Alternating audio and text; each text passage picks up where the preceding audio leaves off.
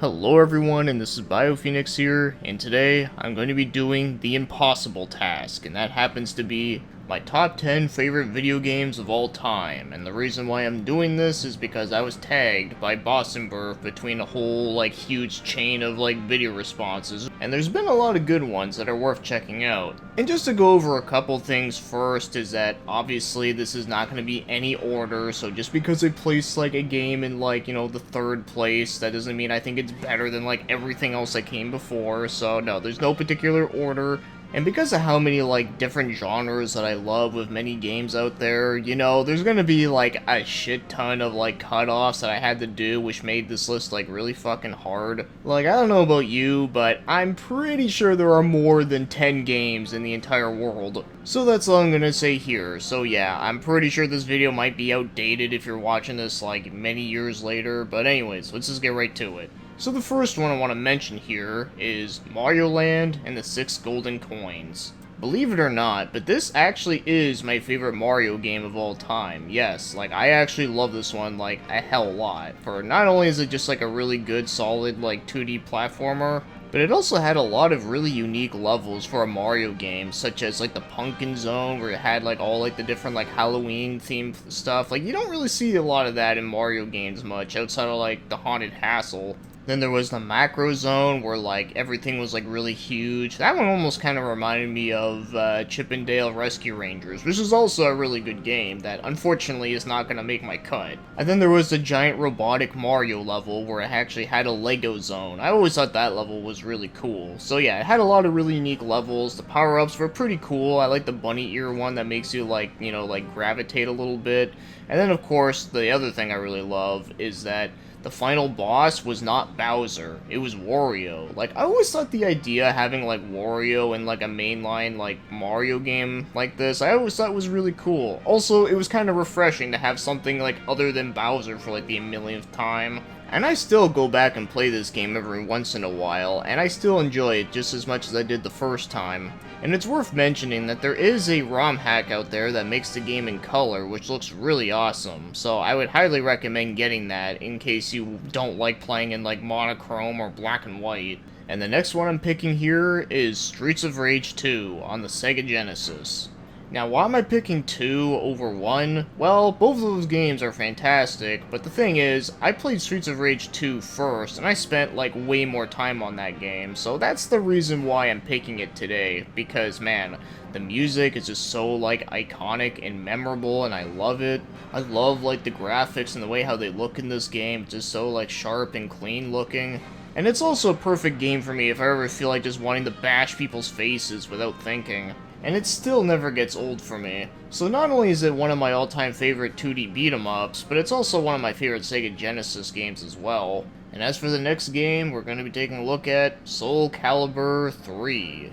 Yeah, I'm sure some people are confused on why I didn't say 2, but don't get me wrong, I love 2 as well, but as much as I love 2, I spent a stupid amount of time on the third game, it's nuts. And for that reason alone, I feel like I have to mention it. And I know I've talked to death about the Chronicles of the Sword mode, which is the reason why I spent so much time on this damn game. But yeah, I'm not gonna repeat it here, but I will just say that I really do love the fact that you can create a character in this game, even though I know it is a little bit outdated compared to the later ones, but this was the very first one to do it. And I remember making a lot of really interesting stuff on my memory card. It also had a really cool arcade mode where it had a choose your own adventure thing. I actually thought that was pretty interesting. And the roster of characters was really awesome, where of course you had all the iconic older ones, but then you also had some newer ones that were also really awesome and eventually became iconic themselves. And also that mission mode was a lot of fun too. Also very difficult, especially that fucking Colossus one. Man, you have no idea how many times I got so pissed after losing to that giant motherfucker. But man, when I did that shit on the hardest difficulty, I just couldn't be any more happier.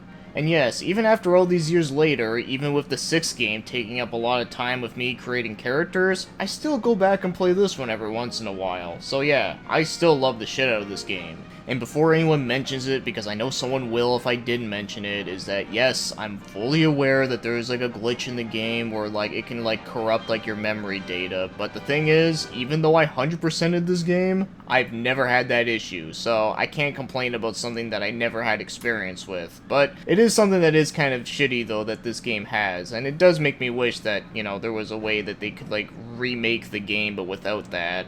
And next up is another PS2 game that also has 3 in it, and that happens to be Metal Gear Solid 3. So this is a game that I really don't think I need to explain much on because, well, it's fucking Metal Gear. So, yeah, I'm just gonna talk about, like, my first time, like, experience with the series, because it's kind of interesting. So, believe it or not, I never really grew up, like, playing much of the Metal Gear games, and partly the reason is that, well, I just didn't really know many people that played them at the time, and even when I used to see, like, that cover art of the PS1 game, I never rented the game because I just thought that the cover art just looked so boring and plain and like nothing to it. Like, you know, like compared to games like Team Buddies, like there's just nothing going on there, and you know, being a kid, I just wanted something like kind of exciting looking, you know? So I just always avoided renting it, and yeah, shame on me for doing that, but I mean, could you blame me? Well, anyways, years later, eventually I saw the trailer reveal with Super Smash Bros. Brawl with Solid Snake being added to it, and at the time I was like, who the hell is this dude? So I decided to do some research since the game Metal Gear did sound kind of familiar, and then I was like, oh shit, he was that guy from the game with like the plain cover art. It's like, wow, okay. And then I got really interested and wanted to check the games out since I did get a PS2 recently at that time, and I found out that there was an Essential Collection where you can get 1, 2, and 3 all in one package, and that was the version I got. So I first booted up Metal Gear 1, and I was really liking the game, but I also like really sucked at it, so I didn't really get too far into the game, but then I found out that 3 was a prequel to the entire thing, and then I thought, well, maybe I should play that one so then I can just, you know, see the story from the very beginning of the timeline, and then that was the one that got me really hooked all the way through. And man, was that a very interesting adventure. I won't go into it here because I'm pretty sure most of you already know all like the crazy shit that happens in this game, but I can just say that, yeah, I really loved it a lot. I thought the story was great. I just really loved like the setting that you're in, and of course all like the weapons you get to play around with, and of course you gotta love like Hideo Kojima's like very unique and quirky little like outside the box type of mechanics that he thrown in there. So yeah, it really got me to love the series, and well, even to this day, still love it. And the next one on my list happens to be Link to the Past on the SNES. So knowing this, yes, it is my all-time favorite Zelda game. Well, at least my favorite 2D Zelda game. But yeah, I would still say it's my favorite Zelda game. It was also my first one as well. I know I've talked about this many times, but I remember that one summer, one year, where, like, it was, like, me and my sister and, like, one of my neighbors that I was, like, really good friends with. We ended up, like, doing nothing but, like, going to the pool, and then once we come back, we just played nothing but Zelda Link to the Past, and always trying to figure things out. And you gotta remember, this is before we had, like, a guide or, like, the internet or anything, so we just had to, like, do, like, all sorts of things to try to figure shit out. We had a lot of fun, and we even got, like, really far into the game, but the part that we got stuck at was the Turtle Castle. In fact, I remember one of my cousins came over and deleted the game, and then we had to start all the way back over again, and that really sucked. But eventually, though, we did go through it all over again, and then we actually beat the game, and man, that was really satisfying. But before we move on, there was also one other funny thing I should mention that I just remembered, was that I remember, like, during that summer, as we were, like, playing through the game and slowly progressing through the game, we were, like, talking about, like, dreams that we had, where it's like, oh yeah, like, I had this dream where we went to, like, the dark world, and then you got, like, turned into a bunny rabbit or something.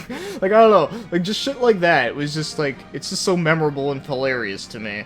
But yeah, that's all I gotta say about my nostalgia trip about the game. But as for the game itself, well, there's not really much I really need to add here, but yeah, it's great, so I love it.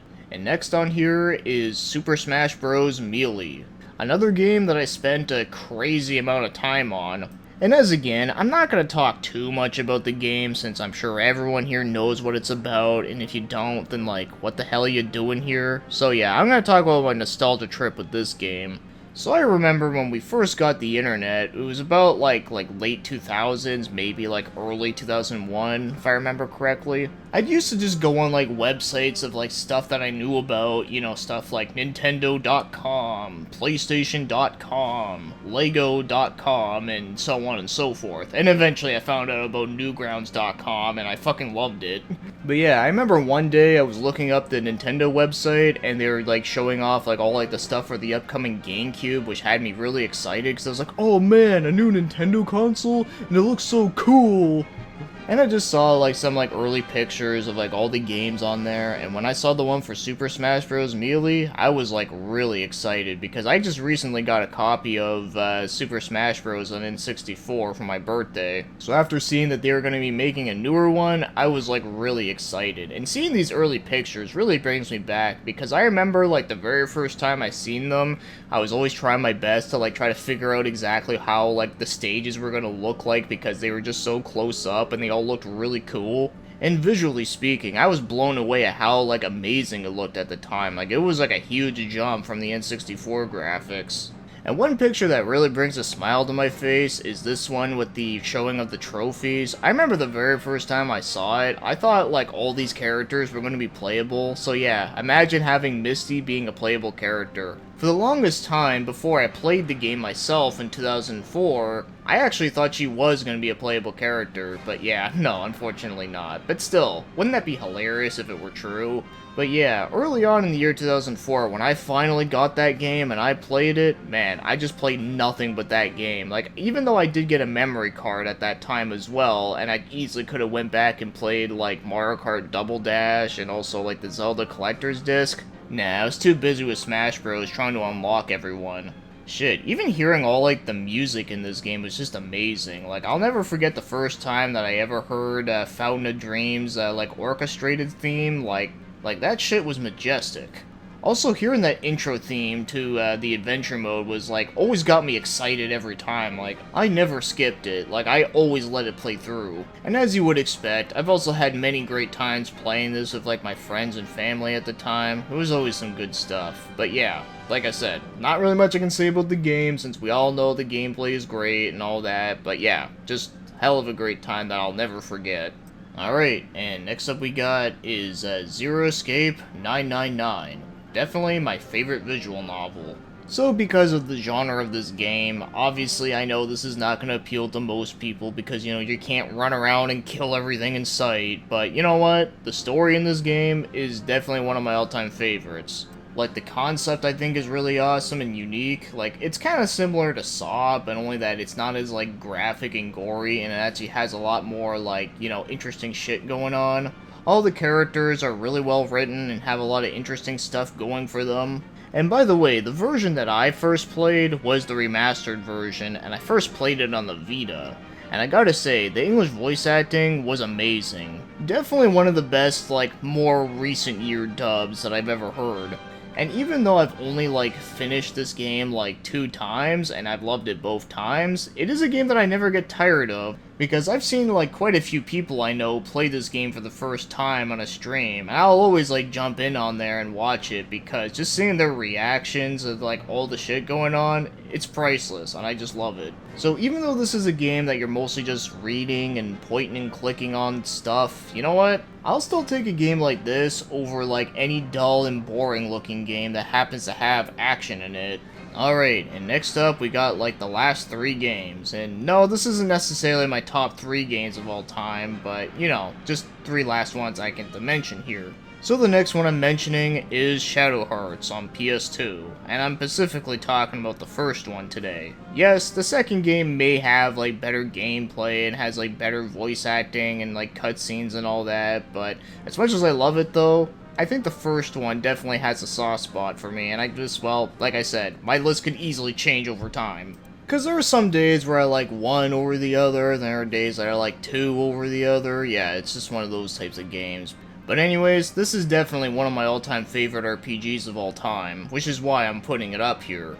And yeah, even though I know I talked about it to death, but yeah, I just gotta mention again that I love the battle system in this game. It's just very unique and different, but yet it's actually kind of fun and exciting.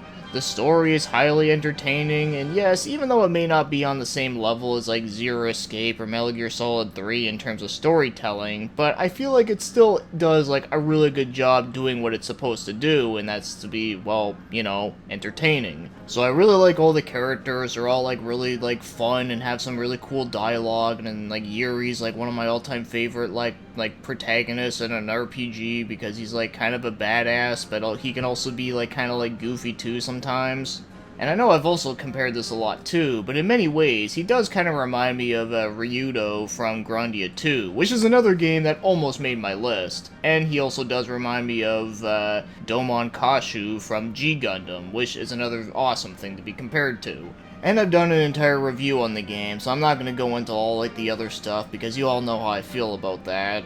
But the last thing that I will mention here about this game is that the very first time I played it was all the way in 2015, and you're probably wondering, why did you play this game like so damn late?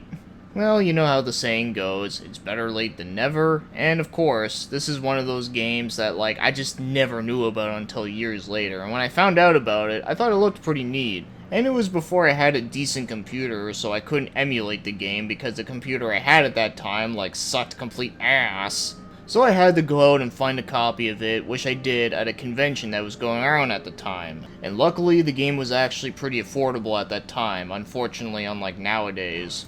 But I should also mention that about my first time playing through this game was that I was going through some like dark bullshit stuff in my life that was like really hard to cope with. And this was the game that I was playing to to keep me sane. And I will say, it did a damn good job, because here I am today, and well, I still love the shit out of this game. In fact, it's actually one of the few RPGs that I can actually still go back and replay again. I actually beat the game like 3 times since 2015, believe it or not.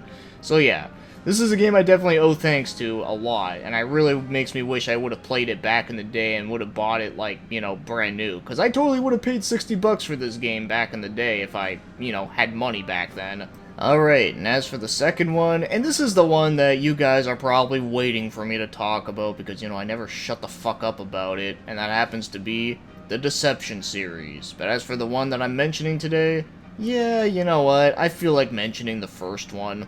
But honestly, it's hard to pick my favorite because they're all just so damn good. And yes, even though like my old ass review I said that like the third game was my least favorite because of the story was stupid, but honestly though, thinking about it now, yeah, who cares if the story is stupid? That's not the reason why I play these games. I just love the gameplay a lot. But anyways, we're gonna talk about the first one. So yes, the first one was actually the second PS1 game I ever played. Yeah, what a great start. Well, the first game I ever played was Crash Bandicoot 2, which also could have been mentioned on this list, but, well, unfortunately, it ain't gonna get mentioned here. But I guess honorable mention will count. So anyways, this game left a really big impression on me, and in fact, the game actually kind of creeped me out the first time, just walking through those hallways, like, not being able to see anything because of the draw distance of the limitations.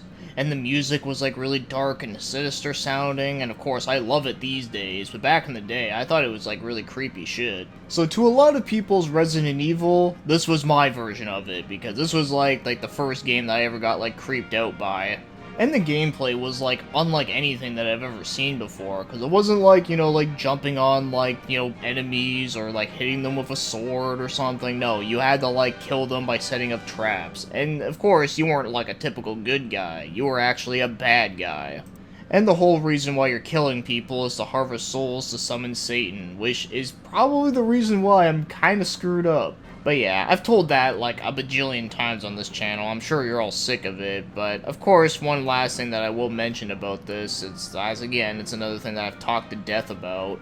This was one of the first games that I played where, like, most people that I would talk to about video games with, like, they would, like, never hear about this game. Like, I never met a person that was like, oh yeah, I know that game. Like, nah, like, everyone that I've, like, talked to about this game, like, I was, like, their introduction to it. And for that reason, that kind of inspired me to, like, do, like, the type of content that I do on YouTube. Talk about obscure games that, like, not many people talk about. And this was, like, pretty much the starting of that. So yeah, let's get moving on and mention the last game I'll be mentioning here. And it's another one that I also talked about quite a lot on my channel, and that happens to be Donkey Kong Country on the SNES.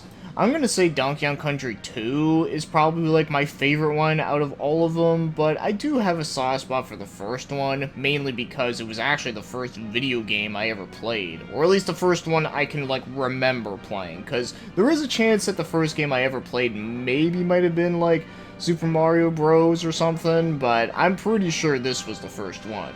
But yeah, it's one of the few action platformers out there that not only do I love to death, but I also can like blast through the game like pretty quickly.